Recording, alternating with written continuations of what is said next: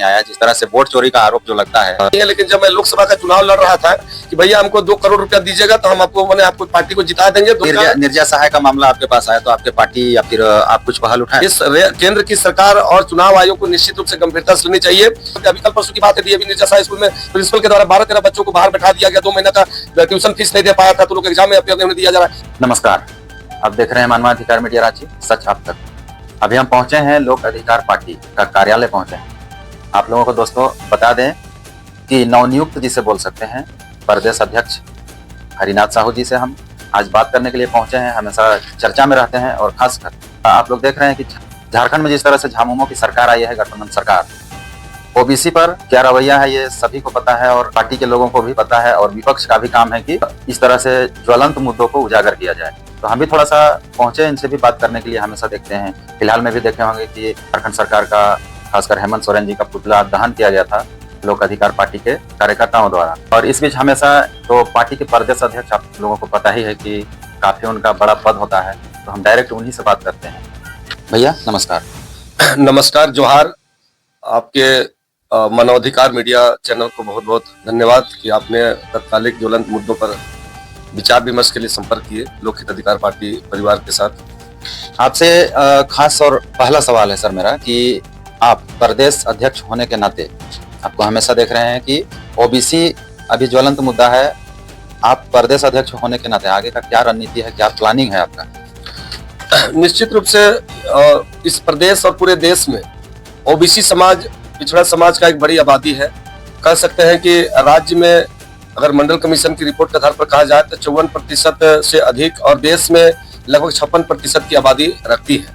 और हर एक क्षेत्रों में, चाहे राज्य की प्रगति की बात हो, देश की प्रगति की बात हो, चाहे झारखंड अलग राज्य की लड़ाई लड़ने की बात हो, चाहे देश की आजादी में उनकी महती भूमिका की बात हो, तो ओबीसी समाज हर समय देश गढ़ने में, देश को प्रगति देने में, देश को आपका रॉयल्टी देने में अग्रगण्य भूमिका निभाती है। ऐसे में इस बड़े तबके के समाज को जिस तरह से वर्तमान के झारखंड सरकार के द्वारा खास करके इग्नोर किया जा रहा है, उसको नजरअंदाज किया जा रहा है, ये अपने आप में दुर्भाग्य है। और मैं लगातार इन बातों को लेकर के, चूंकि हमारा पार्टी लोक हित अधिकार पार्टी सामाजिक न्याय का पक्षधर है, हम लोग ने खुलकर शुरू से कहा है कि भाई इस राज्य और देश में समय की मांग है, जाति जनगणना सबसे पहले होनी चाहिए और जिसकी जितनी जनसंख्या भारी उसको उतनी हिस्सेदारी मिले, उसके बाद ही ये तय हो पाएगा कि चाहे वो आरक्षण नीति की बात हो, चाहे पेशा कानून की बात हो, चाहे नियोजन नीति की बात हो, चाहे स्थानीय निकाय की बात हो, चाहे पंचायत चुनाव की बात हो, जब तक जाति जनगणना नहीं हो जाती है, खास करके सबसे ज्यादा पिछड़ा वर्ग के साथ अन्याय हो रहा है, शोषण हो रहा है, चाहे राजनीतिक क्षेत्र हो, सामाजिक क्षेत्र हो, चाहे सरकारी नौकरी के क्षेत्र में हो, चाहे शिक्षा के क्षेत्र में हो, सभी क्षेत्रों में ओबीसी समाज के साथ घोर अन्याय, अत्याचार और बड़े पैमाने पर शोषण अवधान हो रही है। इसलिए राज्य और केंद्र की सरकार को मैं स्पष्ट रूप से चेताना चाहता हूं कि अब बहुत हो चुका है। आजादी के लगभग 77 साल और राज्य अलग हुए 25 साल बीत चुके हैं। ऐसे में बड़ी आबादी ओबीसी समाज के साथ अभी वर्तमान में जिस तरह से राज्य में 7 जिलों में आबादी आरक्षण को शून्य कर दिया गया और कई राज्यों में नगण्य करा दिया गया, ये बहुत ही अन्यायपूर्ण निर्णय है राज्य सरकार का और केंद्र सरकार का। उतना में भी इन लोग का मन नहीं भरा, तो अभी जो हमारा देश और राज्य का भविष्य है, इस राज्य और देश का हमारे छात्र जो युवा पीढ़ी है, उनका छात्रवृत्ति लगभग 1.5-2 साल से रोक दिया गया। सभी गरीब घर के बच्चे हैं। कहिए कि मैं तो सरकार को से कहना चाहूंगा, आप सर्वे करा लीजिए, 70% परिवार के बच्चे बाध्य होकर के पढ़ाई छोड़ रहे हैं। लोग अपने एम्बिशन को पूरा नहीं कर पा रहे हैं, फीस देने के अभाव में लोग विद्यालय और कॉलेज जाना छोड़ दिए हैं। क्या होगा इस राज्य का?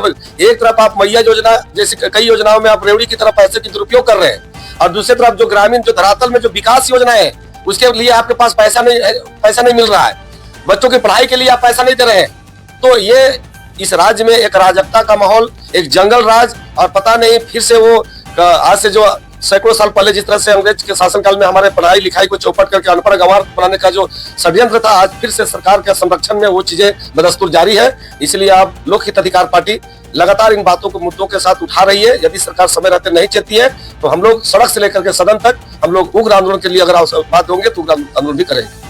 हालांकि बहुत ऐसे विपक्ष पार्टियों का भी कहना होता है जिस तरह से आप लोगों ने हेमंत सोरेन जी का पुतला दहन किया था, इसी तरह कहीं ना कहीं केंद्र सरकार का भी हाथ। निश्चित रूप से गुनहगार सिर्फ राज्य सरकार ही नहीं बल्कि केंद्र की सरकार भी है, बल्कि हम तो कहते हैं कि केंद्र की सरकार ज्यादा बड़ा गुनहगार है, इसलिए कि वो सारे सिस्टम को कॉर्पोरेट करके सब निजीकरण करते जा रहा है। आज इस राजनीतिक प्रतिद्वंदिता कहिए या द्वेष कहिए राज्य सरकार के साथ से जब से झारखंड सरकार बनी है, केंद्र से मिलने वाली राशि पूरी तरह से बंद कर दिया गया। चाहे वो मनरेगा का योजना की बात हो, चाहे 15वां वित्त की योजना की बात हो, चाहे ग्रामीण विकास की योजना की बात हो, चाहे छात्रवृत्ति, चाहे आरक्षण के मुद्दा का भी बात करें, तो अगर इसको गौर से अगर देखा जाए तो सारे गुनहगार का सबसे बड़ा जिम्मेदार अगर कोई है तो केंद्र की सरकार है। तो मैं कह सकता हूं कि राज्य सरकार तो अपना रहा सहा कसर पूरा कर ही रहा है, राज्य को बेचने और रसातल में भेजने के लिए कर्ज में डुबाता जा रहा है राज्य को। सब ये फ्री का रेवड़ी बांट करके अपना वोट बैंक के लिए तुष्टिकरण कर रहा है। और सबसे बड़ी जो एक कॉर्पोरेट के साथ जो पूंजीपति और सामंतवादियों के इशारे पर इस देश को जो बेचने का जो काम हो रही है केंद्र सरकार के द्वारा, इस पूरे देश में अराजकता का माहौल है। पूरा युवा पीढ़ी हाहाकार और बेरोजगारी का माहौल है, महंगाई आसमान छू रही है, किसी के ऊपर प्रतिबंध नहीं है। और सबसे ज्यादा इसका खामियाजा अगर कोई भुगत रही है तो वो है ओबीसी समाज, जो सबसे बड़ी आबादी है।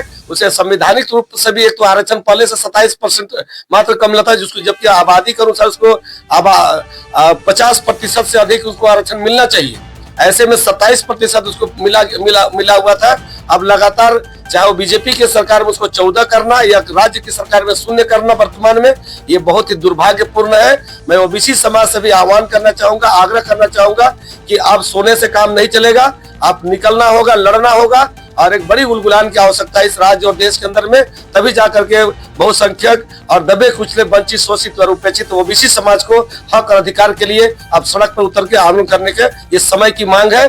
तभी जाकर के सरकार, चाहे केंद्र की सरकार हो, राज्य की सरकार हो, हमारा हैसियत, हमारा वजूद को समझ पाएंगे। अच्छा, ये हो गया छात्रवृत्ति और ओबीसी का मामला। दूसरा मुद्दा आपसे बात करते हैं, जिस तरह से सरकार आपके द्वार जो अभियान चलाया गया, जिसमें बहुत ऐसे अनेकों जगह अनेकों पंचायत भवन जहां पर देखा गया, हमने भी एक जगह जाकर रिपोर्टिंग किया था, वहां पर देखें कि लोग काफी खिलाफ में हैं और गुस्से में हैं। बहुत ऐसे मैया योजना के लाभुक हैं और जिस तरह से ऐसे कैंप लगाया जाता है और उनका कुछ लाभ नहीं मिल पाता है। दूसरा सवाल रहेगा, जो लोग विरोध कर रहे हैं इस तरह के आयोजनों को, और दूसरा जिस तरह से मैया योजना आया है उस समय से सरकार ने ब्लॉक स्तर पर जितने भी अबुआ आवास हो गया या फिर ये सरकारी योजनाएं हैं, ये सबको बंद कर दिया गया। इस पर कुछ कहिए।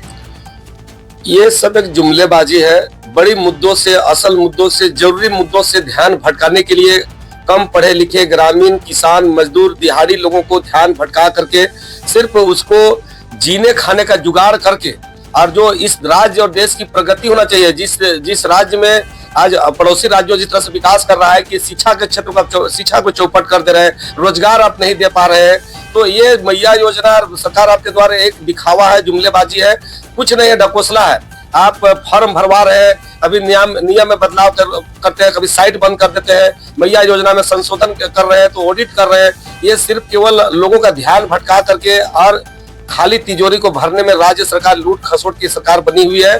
पूरे राज्य का दोहन कर रही है। सरकार के संरक्षण में अपराध पनपते जा रहा है।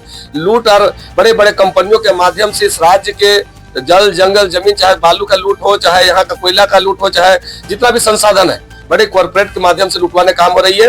और ये मैया योजना हो, अबुआ आवास योजना हो, चाहे सरकार आपके द्वार के कार्यक्रम हो, कोई जमीनी हकीकत में जनता को लाभ नहीं मिल पा रही है। सिर्फ गुमराह करने का जुमलेबाजी एक आयोजन इवेंट बनकर आ गया। मैं पहले भी कह चुका हूँ कि जो फॉर्म आज से 2 साल पहले पूर्व के अबुआ सरकार ने भरवाया था, अबुआ आवास और मैया योजना का, आज वही योजना का फिर से भराया जा रहा है। काम कहीं पर नहीं हो रहा है, सिर्फ संशोधन के नाम से केवल आदमी को गुमराह करने का काम हो रही है। एक खास और अहम सवाल है, आपका स्टेटमेंट अभी तक नहीं आया। जिस तरह से वोट चोरी का आरोप जो लगता है, और राहुल गांधी जो राष्ट्रीय अध्यक्ष हैं कांग्रेस पार्टी के, उनके तरफ से आरोप हमेशा लगता आया है कि मोदी साहब जो है वो हमेशा वोट चोरी करते हैं। और कहीं ना कहीं आपके पार्टी के बारे में भी लोग कहते हैं कि कहीं ना कहीं बीजेपी से भी कुछ मिला जुला लगता है, क्योंकि आपका अभी तक स्टेटमेंट नहीं आया है। अभी आपको सैकड़ों सोशल मीडिया पर आपको वीडियो देंगे बिहार के, जो अभी तक उनके खिलाफ बोल रहे हैं कि वाकई में कहीं लोग वोट कहीं मारते हैं और वोट कहीं और चला जाता है। इस पर कुछ लोगों को संदेश दीजिए, अपने पार्टी स्तर पर बताइए कि क्या आपके पार्टी से मिलता जुलता है कुछ बीजेपी से या फिर उससे कोई लेना देना नहीं। देखिए, हमारी पार्टी मैं बार बार कह रहा हूँ कि सामाजिक न्याय का पक्षधर पार्टी है, संवैधानिक पार्टी है और हम लोग स्पष्ट रूप से दबे कुचले वंचित शोषित उपेक्षित वर्गों को राजनीतिक में भागीदारी दिलाना, सामाजिक न्याय दिलाना और इक्वलिटी जो समानता समतामूलक समाज संविधान है उसको हम लोग चाहे निःशुल्क शिक्षा की बात करें, चाहे निःशुल्क चिकित्सा की बात करें, चाहे वोटर पेंशन की बात करें, चाहे कॉर्पोरेट के द्वारा सहारा इंडिया, पल्स इंडिया जैसे सैकड़ों लूटपाट करने वाली कंपनियों जो सरकार की संरक्षण और उसके इशारे पर लूटपाट करके तिजोरी में बंद पैसों को पब्लिक को ब्याज से दिलाने की बात हो, मुखर होकर के हमारी पार्टी आंदोलन करते रहती है। जहां तक वोट चोरी की बात है तो मैं भी कई स्टेटमेंट में आप नहीं देखे होंगे, पहले की स्टेटमेंट हमने कहा है स्पष्ट कि निश्चित रूप से ये बहुत ही संवेदनशील मामला है लोकतंत्र के लिए और ये इससे इन संभावनाओं से इनकार नहीं किया जा सकता है। ये मशीन जब से आई है, कई बिहार राज्य का भी आप ताजा उदाहरण देख लीजिए, वहां का जो कई एजेंसियों के द्वारा जो सर्वे रिपोर्ट आई थी तो वहां पे बीजेपी की करारी हार होने जा रही थी और ऐसे में प्रचंड जीत ये दर्शाती है। यहाँ तक कि मैं चूंकि मेरे पास कोई ऑथेंटिक रिपोर्ट नहीं है, लेकिन जब मैं लोकसभा का चुनाव लड़ रहा था तो कई ऐसे सूत्रों के द्वारा मुझे फोन आता था और मेरे से संपर्क करने का प्रयास किया कि भैया हमको 2 करोड़ रुपया दीजिएगा तो हम आपको पार्टी को जिता देंगे, 2 सीट आपको 1 करोड़ में 1 सीट जिता देंगे। ये आखिर स्कैम कहाँ से हो रही है? इस केंद्र की सरकार और चुनाव आयोग को निश्चित रूप से गंभीरता से लेनी चाहिए। ये आरोप नहीं है बल्कि 200% सत्य है, कहीं न कहीं ये तथ्यों पर बात हो रही है और इस पर चुनाव आयोग को भी और केंद्र की सरकार को भी और सभी दलों को भी इस पर चिंतन मनन करने की आवश्यकता है कि ईवीएम में गड़बड़ी तो हो रहा है, उसका एक चूंकि इलेक्ट्रिक पार्ट है और इलेक्ट्रिक पार्ट को हैक करना, उसको अपने हिसाब से इस्तेमाल करना ये कोई बहुत बड़ा विषय नहीं है। आप सिर्फ ये दिखा देना पब्लिक को कि भाई ये हैक नहीं हो सकता है, तो एक डेमो के द्वारा यह विदित हो चुका है कि उसको हैक किया जा सकता है और ये इसमें इनकार नहीं किया सकता है कि ईवीएम का खेला तो देश के अंदर में हो रही है और जब तक इस पर अगर व्यापक रूप से सुधार या नया टेक्नोलॉजी अगर नहीं लाया जाता है तो लोकतंत्र के लिए बहुत बड़ी खतरा है। अभी आखिरी सवाल रहेगा, शिक्षा और रोजगार पर आगे का आपका क्या प्लान है? शिक्षा के विषय में लगातार प्लान तो यही है कि इससे पहले जो रघुवर दास की सरकार थी, माने बीजेपी की सरकार थी, लगभग 50,000 सरकारी विद्यालय को बंद करा दिया। जब आबादी आपका इतना स्पीड बढ़ रही है, गरीबी बढ़ रही है, ग्रामीण क्षेत्रों में बच्चे पढ़ा नहीं पा रहे हैं, ऐसे में सरकारी विद्यालय बंद कर रहे हैं और निजी विद्यालयों को लूट की छूट दे दिए हैं। आए दिन मनमानी करके, अभी कल परसों की बात है, डीएवी निर्जा स्कूल में प्रिंसिपल के द्वारा 12-13 बच्चों को बाहर बैठा दिया गया, 2 महीना का ट्यूशन फीस नहीं दे पाया था तो लोग एग्जाम में अपियर नहीं होने दिया जा रहा है। ये कितना घोर अन्याय हो रही है। एक गरीब घर का बच्चा आपको महीना का 8,000 10,000 जो महीना का 10,000 कमाता ही है परिवार में, वो आदमी अपना जीविका का साधन जुटाएगा कि उतना पैसा देकर कहां से पढ़ाएगा? तो ये सरकार को बिल्कुल संवेदनशील होना चाहिए, इस विषय पर सोचने की जरूरत है कि हमारे गरीब घर का बच्चे कहाँ पढ़ेंगे अब कैसे पढ़ेंगे? सरकारी विद्यालय में शिक्षक नहीं है, शिक्षक है तो पढ़ाई ढंग से नहीं हो रही है, किताब के बहाने, ड्रेस के बहाने, जूता के बहाने, फीस के बहाने तरह तरह का लूट का पर्याय बना दिए है। तो निर्जा सहाय का मामला आपके पास आया तो आपके पार्टी या फिर आप कुछ पहल उठाए? बिल्कुल पहल किए, निर्जा सहाय के प्रबंधन से बात किया गया। एक प्रदीप ठाकुर जी हमारे समाज सेवी पार्टी के प्रदेश के कार्य समिति सदस्य है हमारे लोक हित अधिकार पार्टी के, उन्होंने मुखर होकर के वहाँ आवाज बुलंद किया। बाध्य होकर प्रबंधन ने बाद में सभी बच्चों को अपियर करके जब लोग को धमकी दिया गया, यहाँ के प्रमुख साहब भी फोन कराए कि भाई इस तरह का मनमानी नहीं चलेगा, नहीं तो विद्यालय को हम लोग बंद करा देंगे। हमारा जमीन पर हमारा क्षेत्र में अगर विद्यालय खुला हुआ है, गरीब घर के बच्चे हैं, अब इतने बड़े बच्चे पढ़ा रहे 300-400 की संख्या में 1,000 बच्चे पढ़ रहे होंगे वहां पर। अब 10-12 बच्चे अगर गरीब परिवार का यदि नहीं फीस दे पा रहा 2 महीना का, आप उसको विद्यालय में प्रवेश के लिए वर्जित कर दिए, क्या अन्याय है? तब जाके हम लोग ने आवाज उठाया तो लोग को बैठने के लिए अनुमति मिला। लेकिन ये चीजें सिर्फ डीएवी स्कूल की बात नहीं है, राज्य के अंदर में सभी विद्यालयों में लगभग इसी तरह का भयादोहन किया जा रहा है गार्जियन लोग को, और मनमानी तरीके से उसको फीस के नाम से, तो कभी प्रोसेसिंग के नाम से, तो कभी इनवल के नाम से, तो कभी रीएडमिशन के नाम से मोटी रकम वसूलने का काम, और राज्य सरकार मुखदर्शक बनकर मोटा कमीशन लेकर के और निजी विद्यालयों को लूट का छूट दे रखा है। ये बहुत गंभीर विषय है। जब तक हमारा देश और राज्य शिक्षित नहीं होगा, हम किसी भी पायदान पर आगे नहीं बढ़ सकते हैं।